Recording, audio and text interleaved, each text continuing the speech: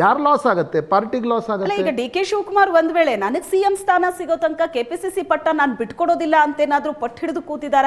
ಈಗ ನೋಡಿದ್ರೆ ಕೆಪಿಸಿಸಿ ಅಧ್ಯಕ್ಷ ಸ್ಥಾನಕ್ಕೆ ಲಿಸ್ಟ್ ಕೂಡ ಹೋಗಿದೆ. ಅಂದ್ರೆ ಸತೀಶ್ ಜಾರಕಿಹೊಳಿ ದೆಹಲಿಯಲ್ಲಿದ್ದಾರೆ, ಈಶ್ವರ್ ಖಂಡ್ರೆ ದಿಢೀರಂತ ದೆಹಲಿಗೆ ಹೋದ್ರು. ಇವರಿಬ್ಬರ ನಡುವೆನೆ ಪ್ರಬಲವಾದ ಪೈಪೋಟಿ ಇರೋದು. ಬಟ್ ನ್ಯಾಚುರಲಿ ಡಿ ಕೆ ಶಿವಕುಮಾರ್ಗೆ ಅನಿಸ್ತಾ ಇದೆ ನೋಡಿ, ಅವರ ಬಲ ಇರೋದೆಲ್ಲಿ? ಅವರು KPCC ಅಧ್ಯಕ್ಷರಾಗಿರೋದ್ರಿಂದ. KPCC ಅಧ್ಯಕ್ಷ ಸ್ಥಾನದಿಂದ ಕೆಳಗಿಳಿದ್ರೆ ಡಿ ಕೆ ಶಿವಕುಮಾರ್ ಅವರ ಅರ್ಧ ಪವರ್ ಕಡಿಮೆ ಆಗುತ್ತೆ. ಮುಖ್ಯಮಂತ್ರಿಯ ಕ್ಲೇಮ್ಗೆ ಅವರಿಗೆ KPCC ಅಧ್ಯಕ್ಷ ಸ್ಥಾನದಲ್ಲಿರೋದು ಅವ್ರಿಗೆ ಅನಿವಾರ್ಯ. ಆ ಕಾರಣದಿಂದ ಡಿ ಕೆ ಶಿವಕುಮಾರ್ ಹೈಕಮಾಂಡ್ ಮೇಲೆ ಒತ್ತಡ ಹಾಕ್ತಿದ್ದಾರೆ, ಯಾವುದೇ ಕಾರಣಕ್ಕೂ ಕೂಡ KPCC ಅಧ್ಯಕ್ಷ ಸ್ಥಾನದಿಂದ ತೆಗಿಬಾರ್ದು ಅಂತಕ್ಕಂಥದ್ದು.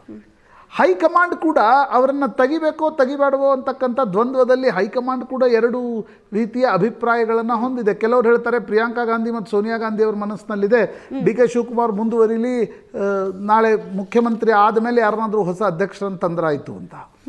ರಾಹುಲ್ ಗಾಂಧಿಗೆ ಅನಿಸ್ತಾ ಇದೆ ಶಾಸಕರ ಬೆಂಬಲ ಯಾರ ಕಡೆಗಿದೆ, ಸಿದ್ದರಾಮಯ್ಯನವ್ರನ್ನ ಕೆಳಗಿಳಿಸ್ಲಿಕ್ಕೆ ಸಾಧ್ಯ ಆಗುತ್ತಾ? ಕೆಳಗಿಳಿಸ್ಲಿಕ್ಕೆ ಹೋದಾಗ ಮಧ್ಯಪ್ರದೇಶ, ರಾಜಸ್ಥಾನ್, ಮಹಾರಾಷ್ಟ್ರದಲ್ಲಿ ಆಗಿರ್ತಕ್ಕಂಥ ತಿಕ್ಕಾಟಗಳು ಕರ್ನಾಟಕದಲ್ಲಿ ನಡೆದ್ರೆ ಏನು ಅಂತಕ್ಕಂಥ ಆತಂಕ ರಾಹುಲ್ ಗಾಂಧಿಗೂ ಕೂಡ ಇದೆ. ರಾಹುಲ್ ಗಾಂಧಿಯ ಇಬ್ಬರು ಪೊಲಿಟಿಕಲ್ ಮ್ಯಾನೇಜರ್ಸ್ಗಳಿದ್ದಾರೆ, ರಣದೀಪ್ ಸುರ್ಜೇವಾಲಾ ಮತ್ತು KC ವೇಣುಗೋಪಾಲ್. ಅವ್ರದ್ದು ಅಭಿಪ್ರಾಯಗಳು ಬೇರೆ ಬೇರೆ ಇವೆ. ಹೀಗೆ ಶ್ವೇತಾ, ಇದೊಂದು ರೀತಿಯಾಗಿರ್ತಕ್ಕಂಥ ಪೋಸ್ಚರಿಂಗ್ ಗೇಮ್ ಎರಡೂ ಬಣಗಳು ನಡೆಸ್ತಾ ಇವೆ. ಹೈಕಮಾಂಡ್ ಕೂಡ ಇದರಲ್ಲಿ ಒಮ್ಮೆ ಸಿದ್ದರಾಮಯ್ಯನವರ ಪರ ಅನ್ನತ್ತೆ, ಇನ್ನೊಮ್ಮೆ ಡಿ ಕೆ ಶಿವಕುಮಾರ್ ಪರ ಅನ್ನತ್ತೆ. ಹೈಕಮಾಂಡ್ಗೆ ಇರ್ತಕ್ಕಂಥದ್ದು ಈ ಒಂದು ಸಂಕ್ರಮಣ ಕಾಲದಲ್ಲಿ ಯಾವುದೇ ಪೊಲಿಟಿಕಲ್ ಪಾರ್ಟಿಗೆ ತಲೆಮಾರಿನಿಂದ ಹೊಸ ತಲೆಮಾರು ಬರುವಾಗ ಒಂದು ಕ್ರಾಸ್ ರೋಡ್ಸ್ನಲ್ಲಿ ಯಾವುದೇ ಪಾರ್ಟಿ ಇರುತ್ತೆ.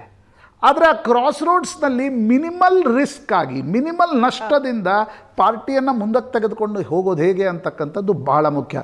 ಈಗ ಭಾರತೀಯ ಜನತಾ ಪಾರ್ಟಿ 2021ರಲ್ಲಿ ಯಡಿಯೂರಪ್ಪನವ್ರನ್ನ ತೆಗೆದಾಗ ಮಿನಿಮಲ್ ರಿಸ್ಕ್ ಅನ್ನುವ ರೀತಿಯಲ್ಲಿ ಬೊಮ್ಮಾಯಿಯವ್ರನ್ನ ಕರ್ಕೊಂಡು ಬಂತು. ಆದರೆ 23ರ ಚುನಾವಣೆಯಲ್ಲಿ ಅದು ಲಾಭ ಆಗಲಿಲ್ಲ.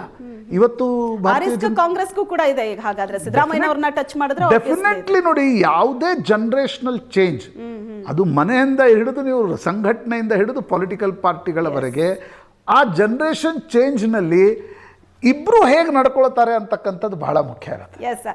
ಹಾಗೆ ಸಂಪರ್ಕದಲ್ಲಿ ಅತ್ತೆಯಿಂದ ಸೊಸೆಗೆ ಚಾವಿ ಕೊಡುವಾಗ ಕೂಡ ಏನು ಬದಲಾವಣೆ ಆಗುತ್ತೋ ಅದು ರಾಜಕಾರಣದಲ್ಲೂ ಆಗುತ್ತೆ. ಖಂಡಿತ ಹಾಗೆ ಸಂಪರ್ಕದಲ್ಲಿ.